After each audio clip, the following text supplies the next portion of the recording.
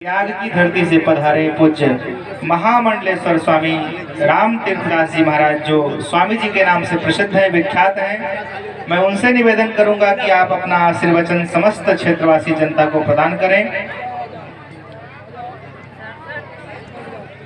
बोलिए श्री सीताराम जी महाराज की।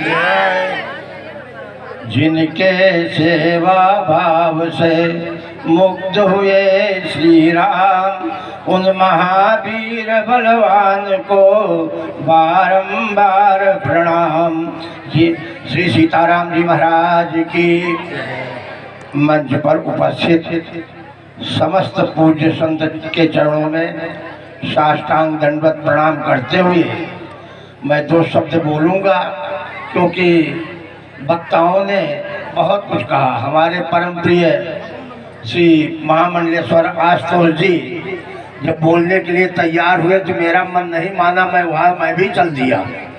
हम कहा मंच पे सबका सामूहिक दर्शन हो जाएगा और जनता जनार्दन का स्वरूप होता है, तो मैं वहाँ से चला नहीं, मैं वहीं खड़ा था। मेरे कहने का तात्पर्य, भगवान श्री सीताराम जी महाराज जब जीव पर कृपा करते हैं तो तीन चीज देते हैं। जब द्रवहि दीन दयाल राघव साधु संगत पाइए, जेहि दरस बरस समागमादिक पाप राशि न चाहिए। भगवान जीव के ऊपर जब कृपा किए तो समझ लो कि आपको संतों का प्रथम संग दे दिया। और संतों का तीन प्रकार से संग होता है: दर्शन सत्संग, परसन सत्संग और समागम सत्संग। तो यहाँ आज आपको तीनों प्रकार का संत दर्शन प्राप्त हो रहा है।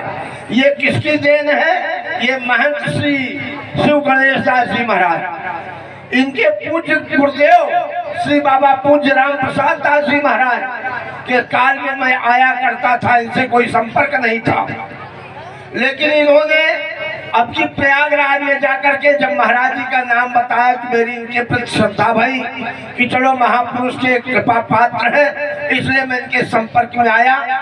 तो आज आपको दर्शन सत्संग हो रहा है। तो दर्शन से क्या होता है?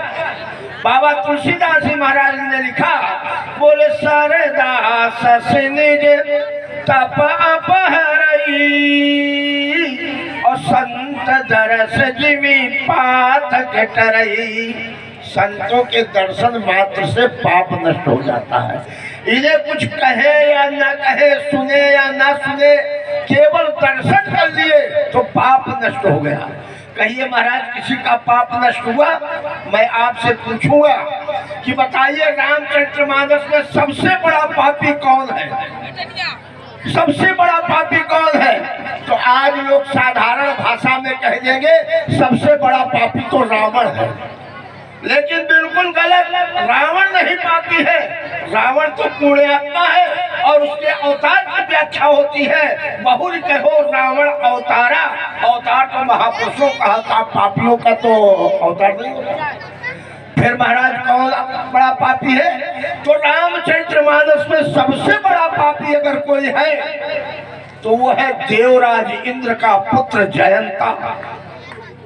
जिस समय रामचरितमानस लिखा जाने लगा, उसका प्रसंग आया तो बाबा ने कहा एक दुष्ट आत्मा है, एक पापात्मा है, इसका नाम मैं नहीं लिखूंगा। किसी ने पूछा कौन है वो? बोले नाम ही नहीं लूंगा, इन पापियों का, दुष्ट आत्माओं का नाम नहीं लूंगा। हमारे मंच से भी बहुत से महात्मा कहे, बोले बड़ा दुष्ट आत्मा और उनको ऐसा करो, तो सब जा रहा है कि सबसे बड़ा पापी जी, उसका नाम नहीं ले रहे हैं, लेकिन मैं लूंगा। बोले जब लिखने का समय आया क्या नाम था? तो बाबा ने लिखा, बोले सूर्यपति सूत्रधर बायस भेषा, और सठ चाहत रघुपति बल। 60 लिख दिया। बोले 60 नाम नहीं लिखा। फिर जब राम जी के बाणों से मारा गया तो कहा जाता है, उसको इस बात का अभिमान था कि मेरे पिताजी देवताओं के राजा हैं, मेरे बाबा परदादा ये हैं। तो मैं कहता हूँ जब भी अन्याय होता है तो बड़े घरों से होता है, छोटों से नहीं होता। अत्याचार और अन्याय की उत्पत्ति ही बड़े घरों से होती है। इसको इस बात का गर्व था कि मेरा कोई क्या बिगाड़ लेगा, तो भगा। कहाँ गया? बोले पहले पिता के पास गया। पिता ने कहा अरे दुष्टात्मा तू भाग जा, नहीं तो तेरे पाप के कारण मेरा भी सर्वनाश हो जाएगा। ब्रह्मा जी के यहाँ गया, ब्रह्मा जी ने भी भगाया। शंकर जी के यहाँ गया, शंकर जी ने भी भगाया। किसी ने उसको रखने के लिए नहीं कहा। ब्रह्म धाम सुरपुर शिवलोका, व्याकुल फिरा श्रमित भय शोका, काहू न बैठन कहा न ओही। बोले उस दुष्ट को किसी ने बैठने तक का नहीं कहा। वो ही कौन है? नाम बाबा ने नहीं लिखा, लेकिन बाबा ने तब नाम लिखा जब संत की दृष्टि पड़ गई उस जयंत पर, तो बाबा ने बड़े प्रेम से लिखा। बोले नारद देखा विकल जयंता और लागी दया को मलचित संता। संत का दृष्टि पड़ते ही जयंता के सारे पाप नष्ट हो गए। भगवान ने, नारद जी ने कहा बोले अब तो पुण्यात्मा है, इसका नाम दे दो भाई। तो उसका नाम जयंता बता दिए। प्रसंग ज्यादा बढ़ जाएगा क्योंकि दर्शन से फल है। फिर उसके बाद दर्शन से कुछ लोग ऐसे